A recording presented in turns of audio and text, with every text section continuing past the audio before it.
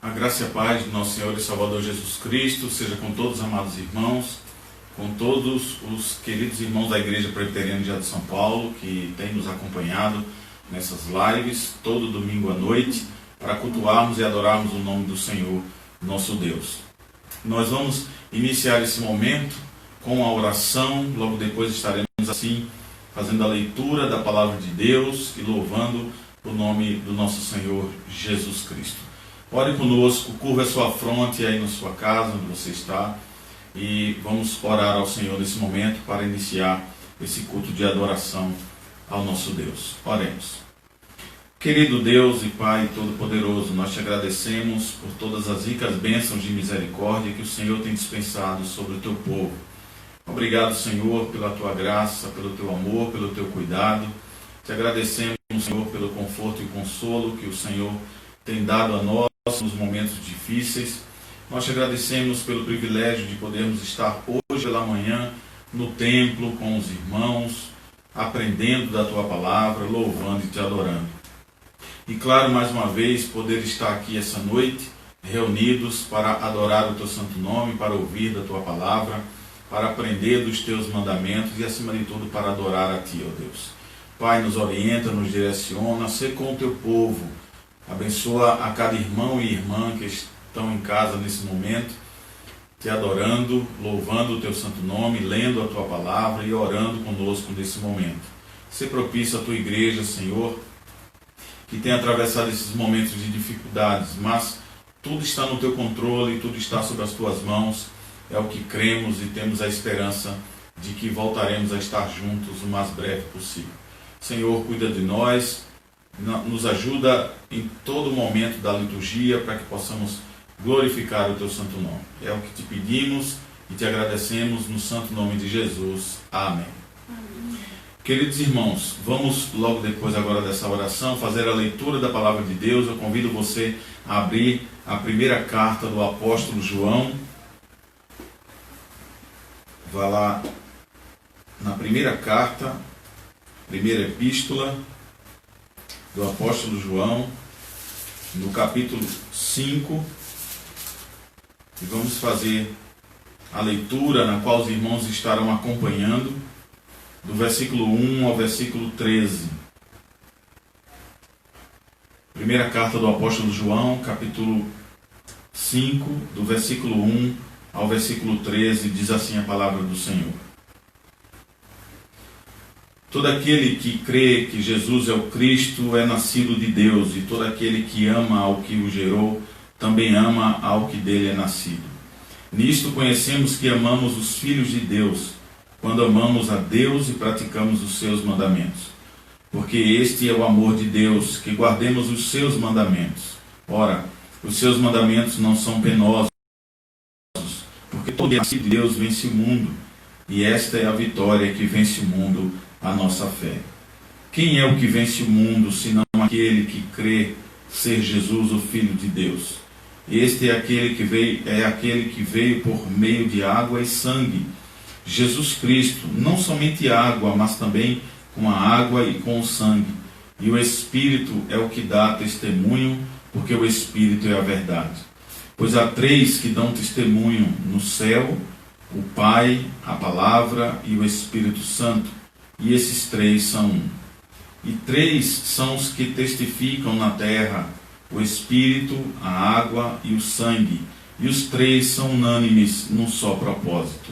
Se admitimos a vida, rogando a Deus que essa palavra esteja no nosso coração para não pecarmos contra o Senhor. Eu convido você a estar agora louvando o nome do Senhor com o hino de número 10, que tem como título A Criação e o Seu Criador. Então você vai pegar o seu hinário nesse momento, você vai abrir lá no hino de número 10, A Criação e o Seu Criador, e vai louvar juntamente conosco. Louvemos o Senhor.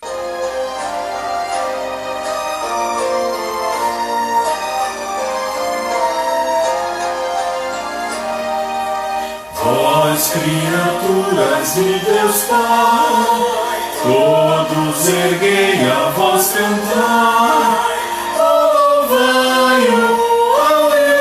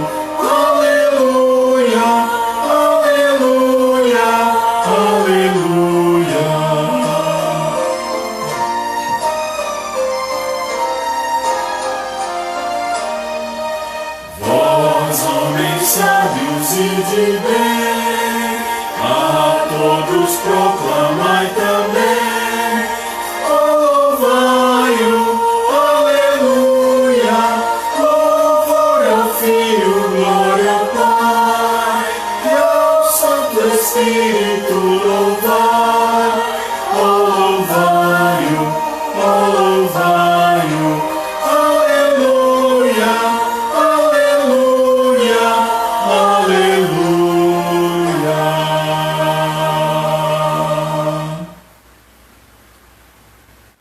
Amém, queridos irmãos, louvado e bendito seja o nome do Senhor, para sempre o Senhor seja louvado por toda a eternidade.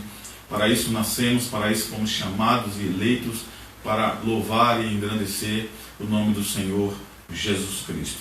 Eu convido você agora mais uma vez a estar ouvindo a palavra de Deus, para esse momento de confissão e contrição na palavra do Senhor. Farei a leitura aqui de textos de Romanos, de Mateus, de Salmos e também de Números. Textos que foram compilados para esse momento da liturgia, no momento da confissão e contrição. Acompanhe a leitura, por favor. Diz assim a palavra do Senhor: portanto, como por um homem entrou o pecado no mundo, e pelo pecado a morte, assim também a morte passou a todos os homens, por isso que todos pecaram. E perdoa-nos as nossas dívidas, assim como nós perdoamos aos nossos devedores. Por amor do teu nome, Senhor, perdoa a nossa iniquidade, pois é grande. Perdoa, pois, a iniquidade deste povo, segundo a grandeza da tua misericórdia.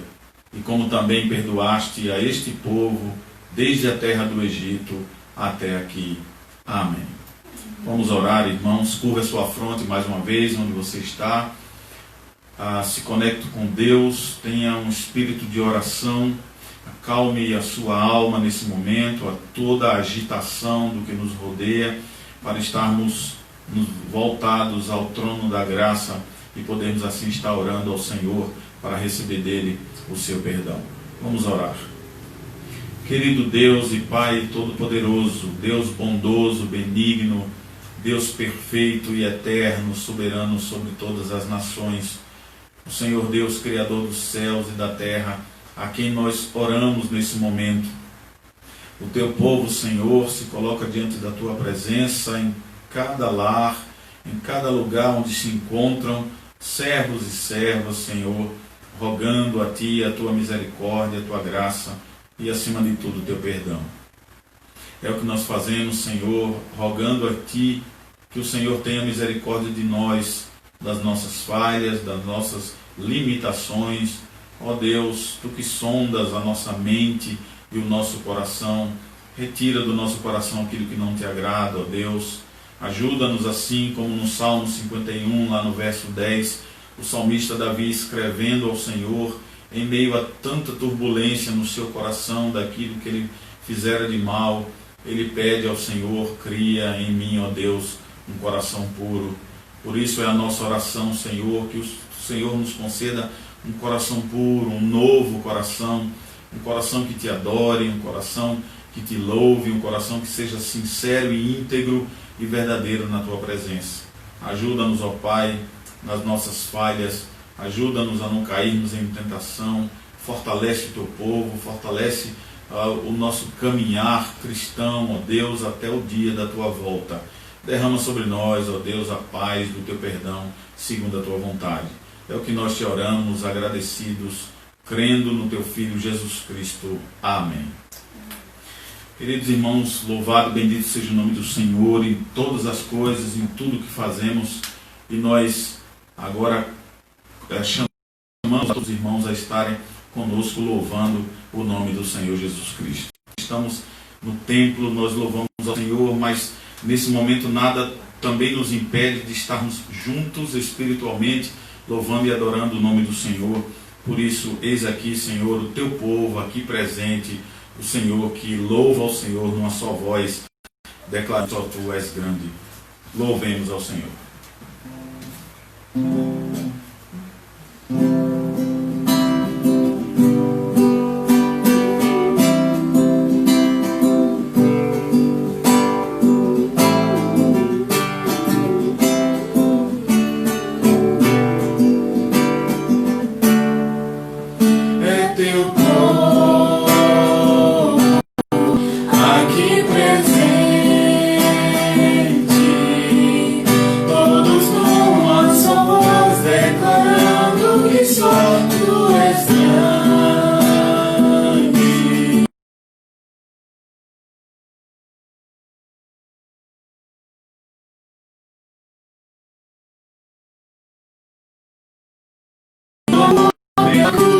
Teu Filho Jesus, pois és santo, sim, és digno de louvor e de ser adorado.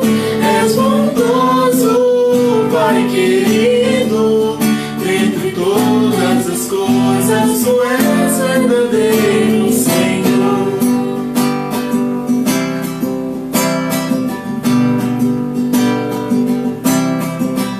É teu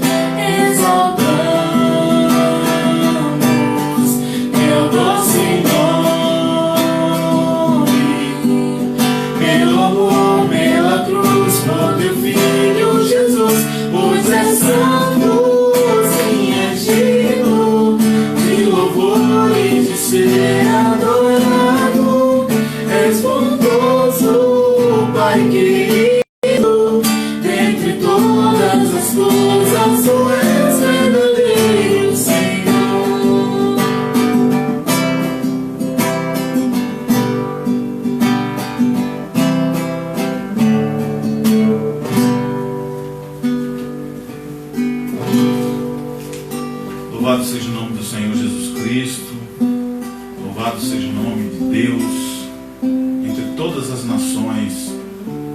No nosso coração, o Senhor deve ser louvado todos os dias, a todo momento da nossa vida.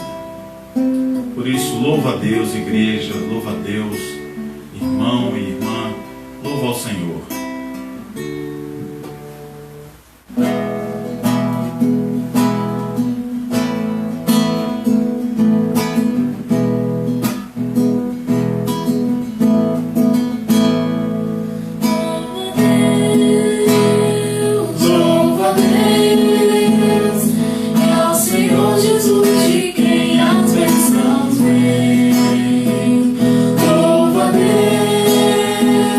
Louva a Deus.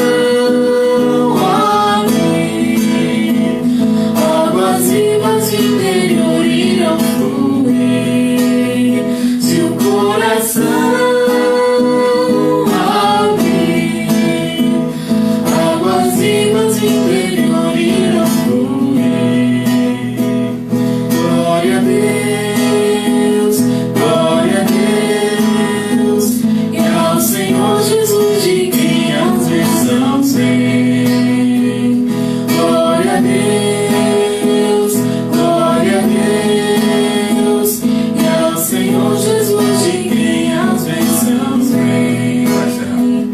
Glória a Deus, glória a Deus.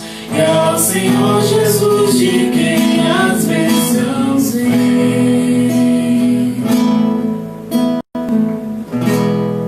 Amém.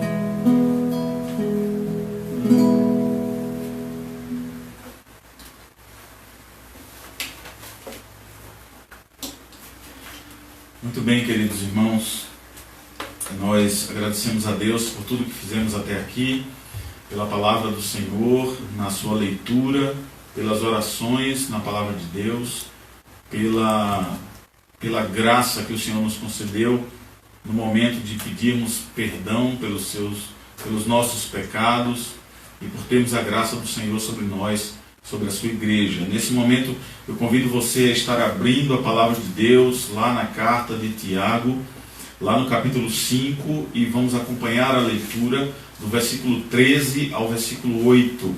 Tiago, capítulo 5, do versículo 13 ao versículo 18.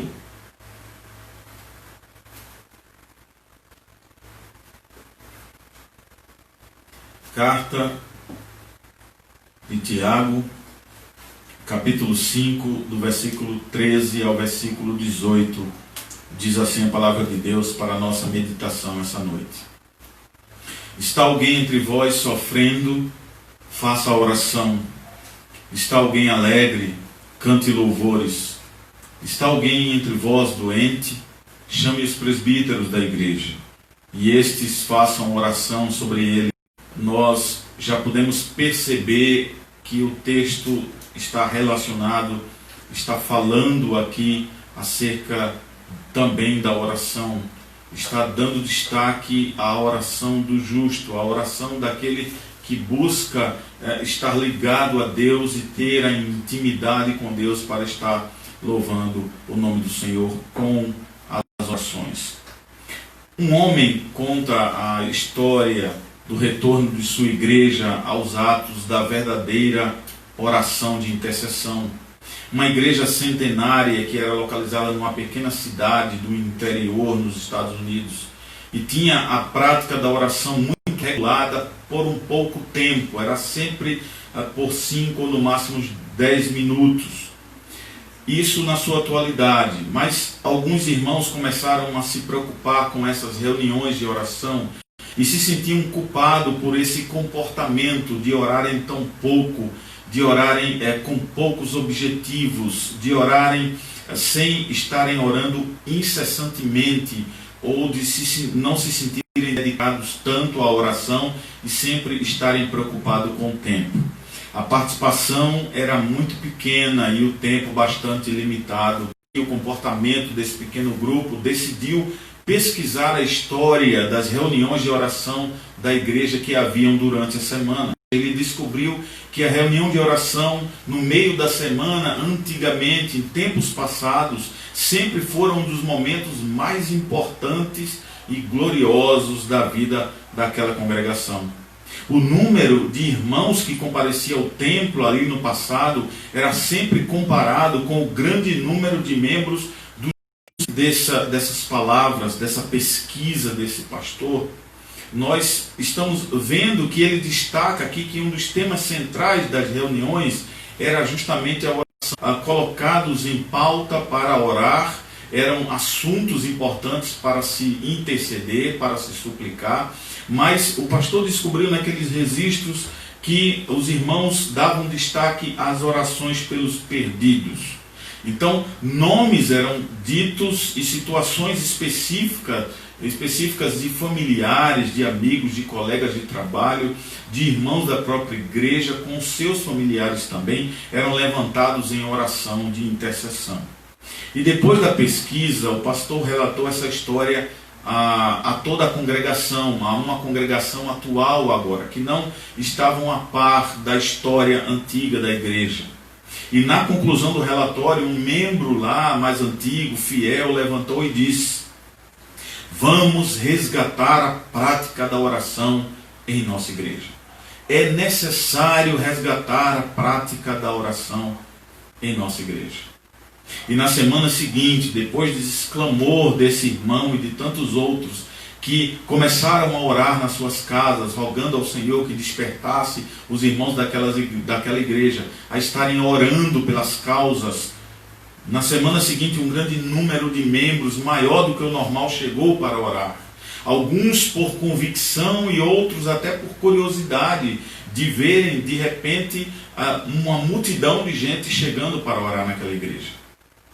E num determinado momento, durante 2 horas, num dos cultos de oração, oraram intercedendo pelos perdidos incessantemente, intensamente. A notícia daquele culto de oração se espalhou sobre a toda a igreja, porque houve ali um precioso tempo de oração, e isso foi comentado, e quando a prática se tornou contínua naquela igreja, feita por vários irmãos, pessoas agora estavam chegando à igreja, trazendo um crescimento quase que constante. Um dos acontecimentos mais emocionantes, o pastor relata, aconteceu 3 meses depois, numa manhã de domingo.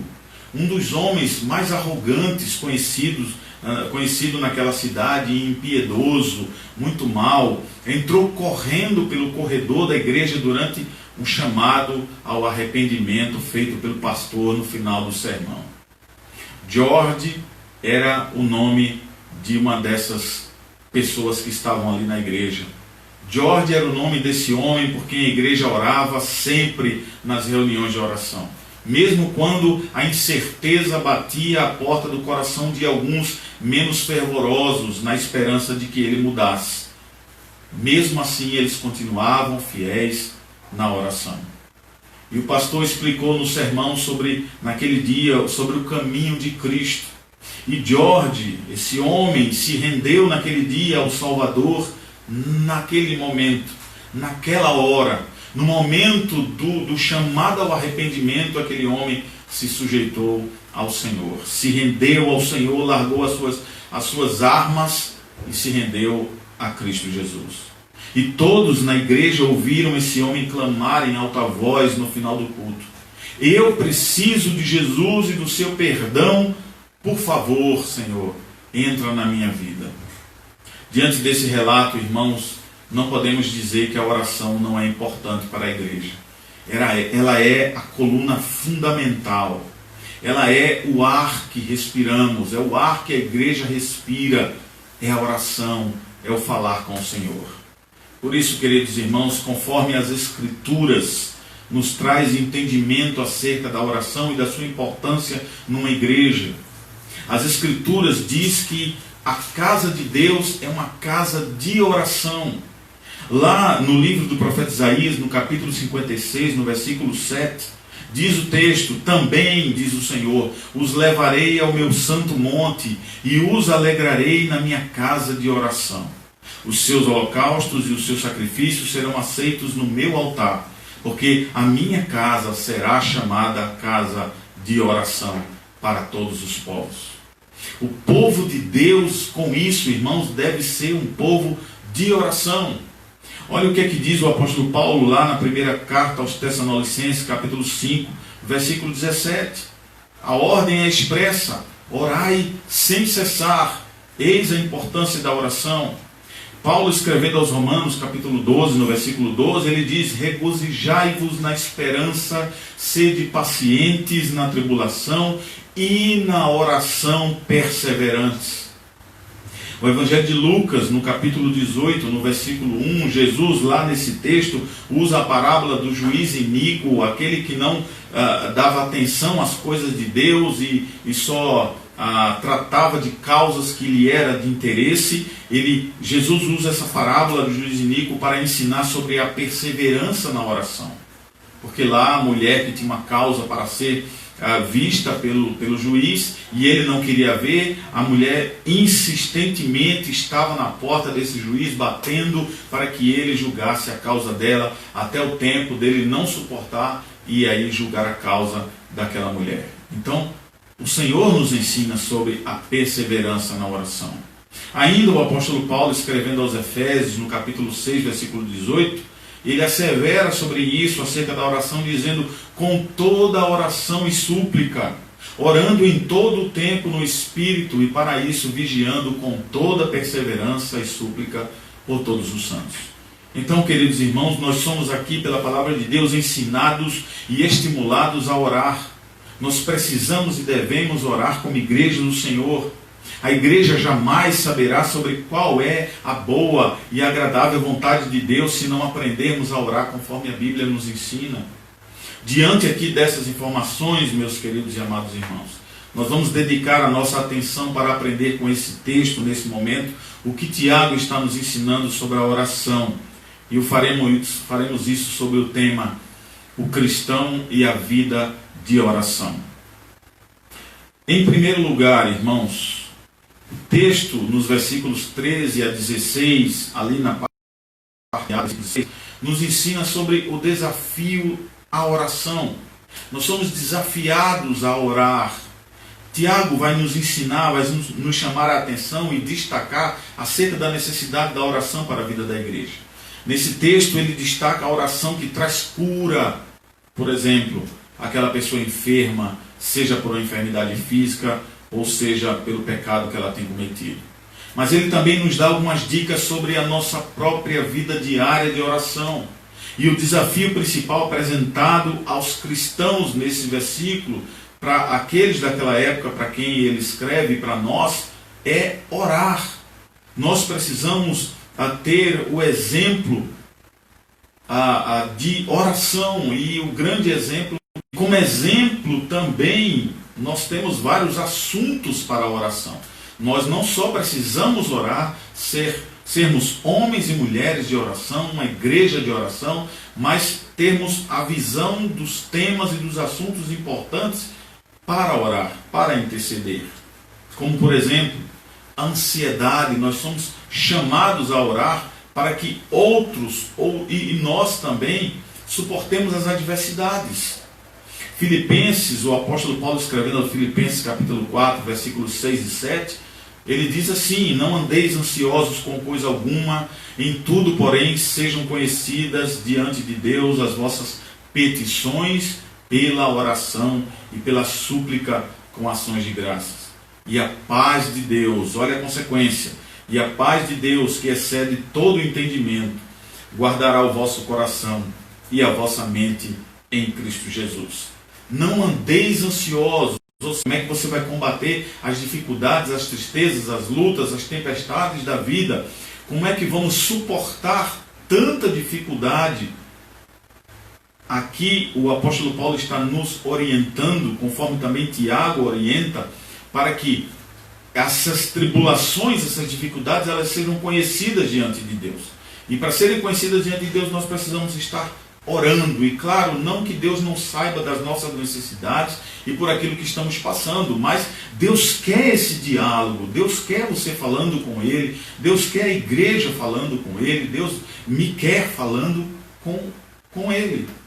E nós diante dele vamos colocar as nossas petições pela oração, diz o apóstolo Paulo, e pela súplica, e já colocando diante de Deus as nossas petições pela oração e pela súplica, mas com ações de graça, já agradecendo a Deus por Ele nos ter ouvido, por termos a oportunidade e o privilégio de colocarmos diante dele aquilo que nós precisamos e pelo que estamos passando.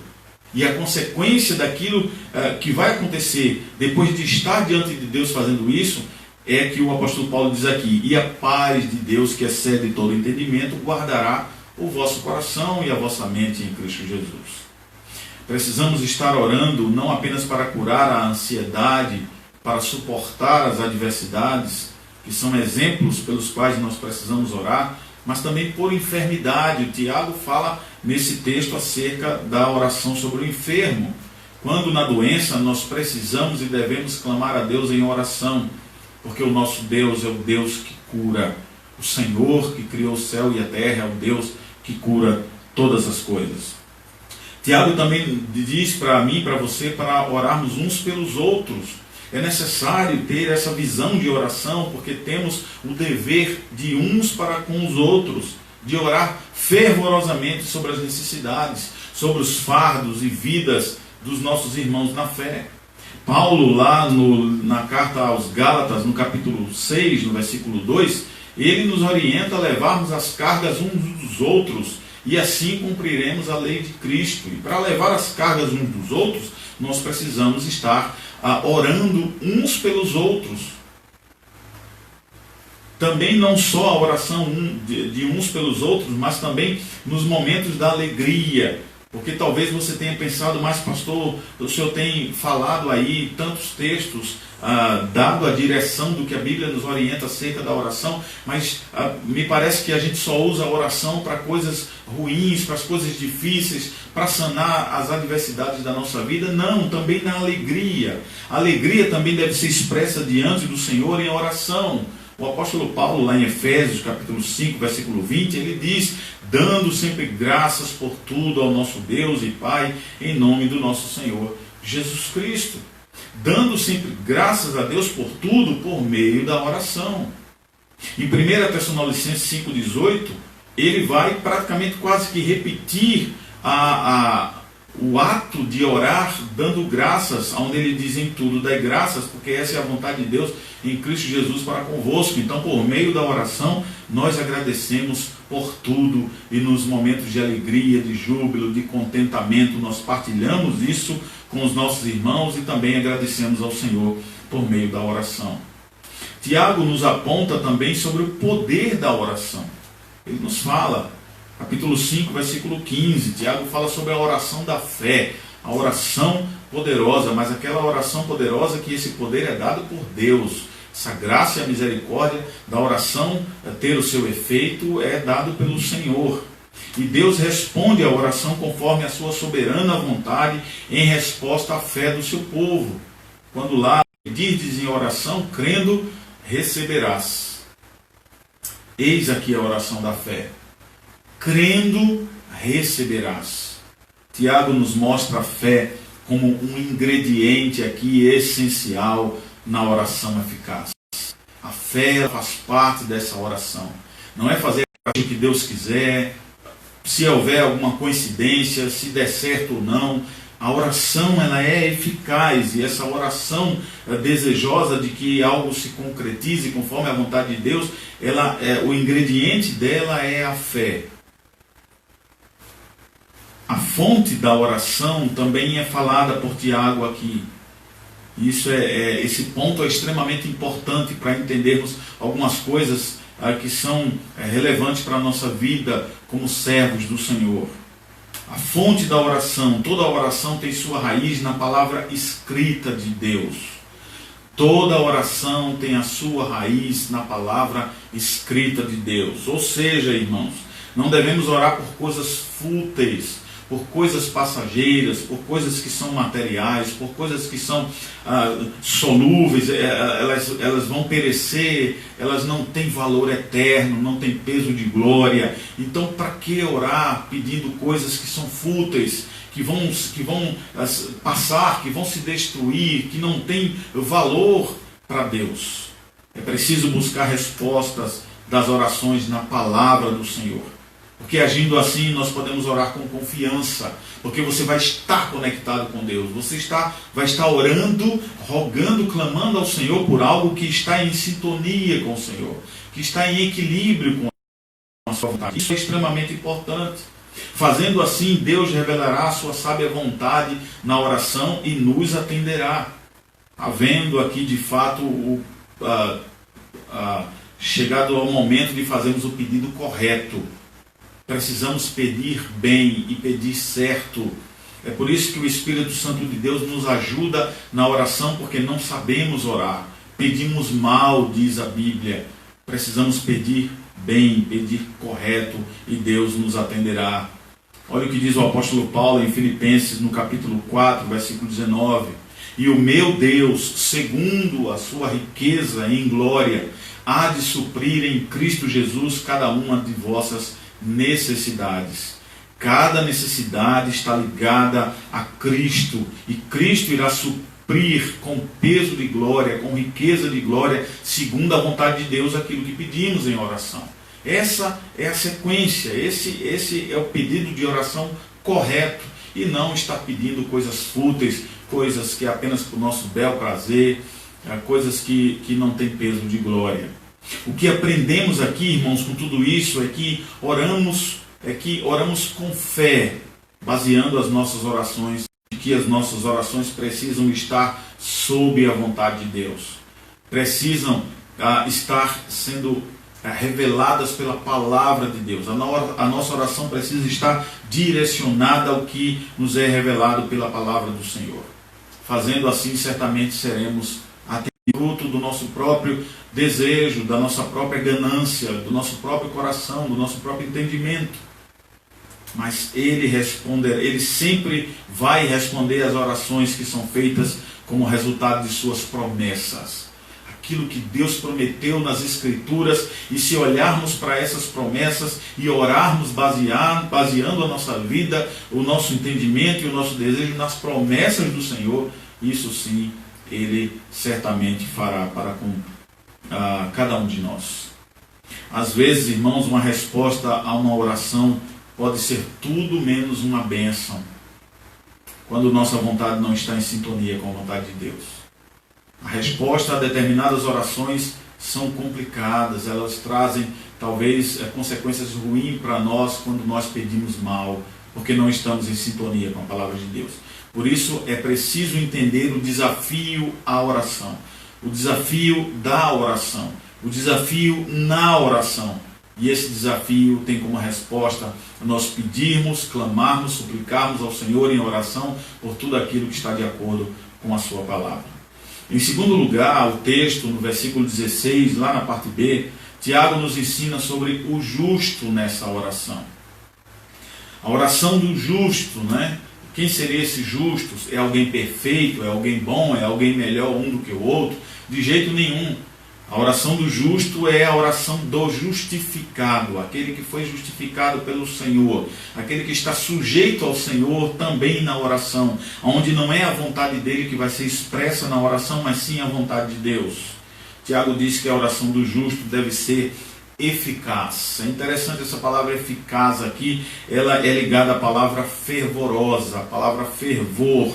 E muitas vezes a palavra fervor, ela tem tido um entendimento não muito correto na palavra de Deus, onde muitas vezes é feita orações muito altas, ou com gritos, ou com muita gente ao mesmo tempo, falando muito alto, e isso pensa alguns que é o sentido de fervor, mas na verdade a palavra fervor aqui, ela está justamente ligada à palavra eficaz, uma oração eficaz. E essa palavra traduz o significado de exercer uma atividade com poder sobre alguém.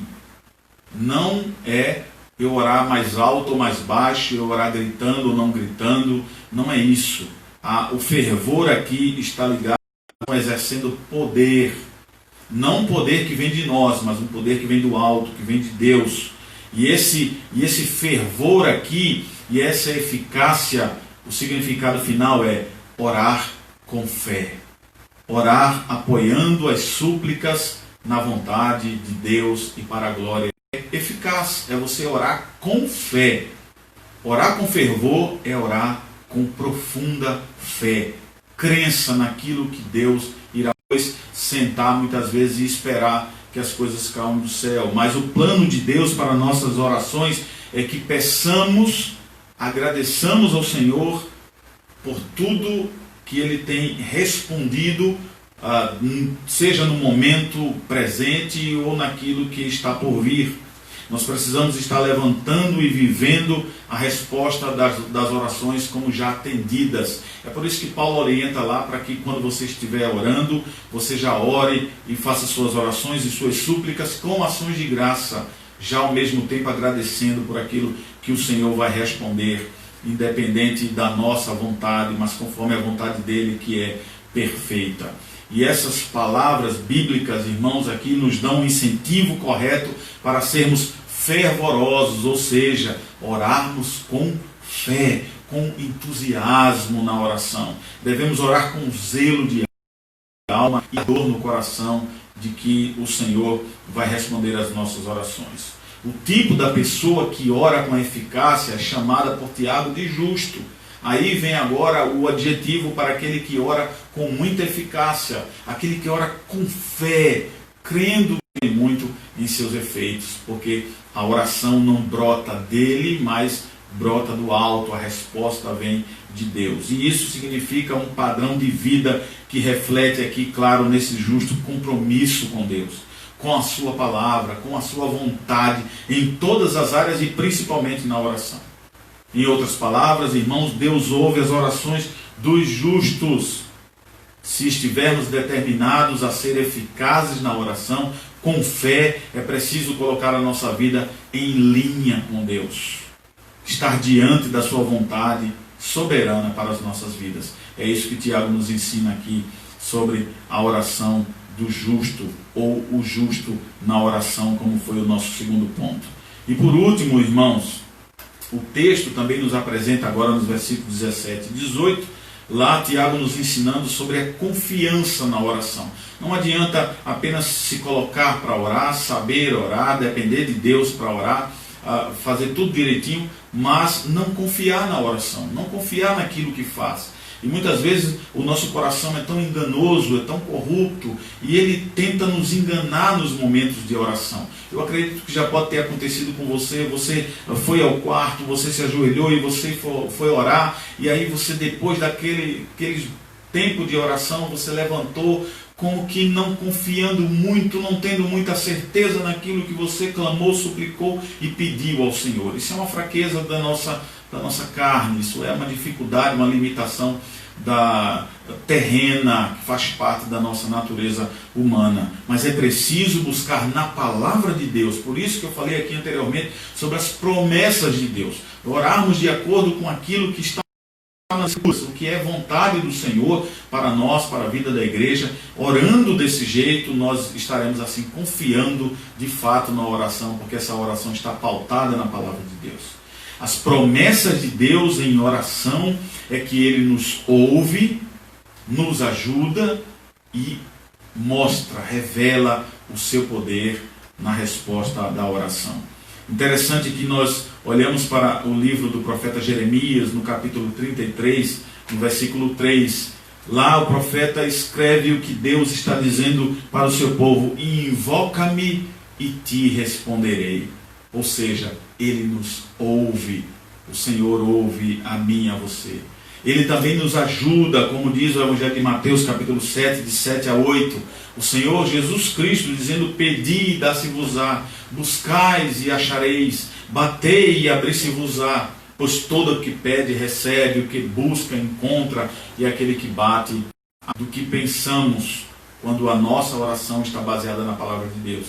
Porque Ele próprio é maior do que nós e capaz de fazer tudo acima do que pensamos, acima do que abundantemente, acima de tudo que podemos pedir ou pensar. Lá em Efésios capítulo 3, versículo 20, diz o apóstolo: ora, aquele que é poderoso para fazer infinitamente mais do que tudo quanto pedimos ou pensamos, conforme o seu poder que opera em nós. Conforme Tiago, então, meus irmãos, citando Elias como exemplo, olha que coisa interessante aí no texto. Ele mostra Elias como sendo um homem que não era perfeito, assim como não somos. E um homem que estava sujeito às mesmas paixões que hoje nos perturbam, nos rodeiam. Porém, Deus usou Elias para fazer grandes coisas através das orações da fé. Veja, Deus lida conosco, nos ouvindo agora, nesse momento, no presente. E Ele jamais usa o nosso passado confessado contra nós. Isso deve nos encorajar, meus irmãos, porque todos nós somos passíveis de fracassar. Mas é um conforto saber que quando erramos, podemos nos voltar para Deus através de Cristo, por meio da oração, e ter a nossa vida de oração restaurada, nos arrependendo diante dEle. É o que o apóstolo João diz lá na sua primeira carta, lá no capítulo 1, versículo 9. Se confessarmos os nossos pecados, Ele é fiel e justo para nos perdoar os pecados e nos purificar de toda injustiça.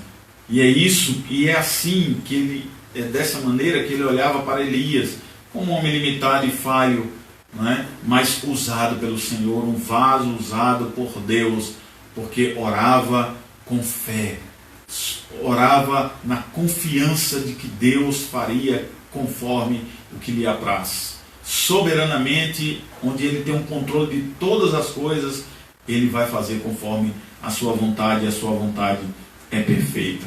Se olharmos para alguns homens da Bíblia, como Abraão, Moisés, Jonas, Ezequias e outros, tantos outros, nós vamos descobrir que todos eles foram homens que falharam com Deus em algum momento ou outro. Mas todos foram grandes homens de oração. Não deixaram de falar com Deus e de colocar tudo aquilo que os rodeava, todas as suas necessidades aos pés daquele que pode fazer todas as coisas. Por isso nós devemos ser gratos por termos um Deus que nos convida a nos unir a Ele, a estarmos com Ele, trazendo as nossas necessidades, a sua presença e atenção, conforme o autor aos Hebreus escreve lá no capítulo 4, versículos 15 e 16. Porque não temos sumo sacerdote que não possa compadecer-se das nossas fraquezas. Antes foi Ele tentado em todas as coisas à nossa semelhança, mas sem pecado. Acheguemo-nos, portanto, confiadamente junto ao trono da graça, a fim de recebermos misericórdia e acharmos graça para socorro em ocasião oportuna. Eu quero concluir essa mensagem essa noite, irmãos, dizendo que é preciso considerar seriamente, com um alto grau de importância, o assunto da oração. A oração pessoal, a oração coletiva, a oração na igreja, as intercessões, as súplicas, elas precisam ser feitas por todos os amados irmãos. O nosso desejo é de que o coração, o nosso coração, o meu e o seu, tenha sido movido a pensar e renovar a nossa vida pessoal de oração diante do Senhor. Nós devemos esperar que o Senhor nos estimule como igreja a sermos muito mais do que uma congregação que ora apenas, mas que ora com fé, com eficácia, aonde seremos chamados de justos nesse momento da oração. É preciso voltar a uma genuína reunião de oração diante de Deus, aquela onde unia todo o povo de Deus, não apenas um pequeno grupo, ou 2 ou 3, porque os demais já têm muita ocupação na vida para orar, ou perderam o sabor, o prazer de estar em oração com o Senhor. Que Deus nos abençoe, que Deus nos ajude, nos guarde e nos estimule a estarmos olhando para as Escrituras e vendo o grande exemplo do Senhor Jesus Cristo de ser um homem de oração. E que possamos, a igreja de Cristo, estar também voltada, buscando a orar, buscando estar na sua presença para a glória e louvor do seu nome. Vamos orar e logo depois estarei impetrando a bênção apostólica à igreja. Queridos irmãos, não esqueçam de orar pelos enfermos, por todos aqueles que precisam das nossas orações de intercessão. Nós precisamos estar nos lembrando de todos que precisam estar diante do altar de Deus. Vamos orar. Querido Deus e Pai, nós te agradecemos e te louvamos na beleza da tua santidade, pela tua graça e misericórdia nessa semana que passou, por todas as providências, Senhor, derramadas na nossa vida, pela tua proteção, conforto e consolo, pelo pão de cada dia na nossa mesa, pelo trabalho, o vigor e a saúde, por tudo, ó Deus, que tu tem concedido ao teu povo. Nos dá a tua bênção, a tua graça sobre mais uma semana que começa, neste primeiro dia, hoje, a caminhar esse caminho cristão, a fazer estarmos nos encontrando com o Senhor e Salvador Jesus Cristo. Fortalece o teu povo para a glória e louvor do teu santo nome. É o que nós choramos e rogamos as ricas bênçãos no santo nome de Jesus. Amém. Recebam a bênção, meus irmãos. Que a graça e a paz do nosso Senhor e Salvador Jesus Cristo, o amor de Deus, do nosso eterno e soberano Pai, com a comunhão e a consolação do Divino Espírito Santo, que ela repouse sobre os vossos corações e sobre todo o povo de Deus espalhado sobre a face da terra, hoje e sempre. Amém. Uma boa semana a todos, que Deus vos abençoe.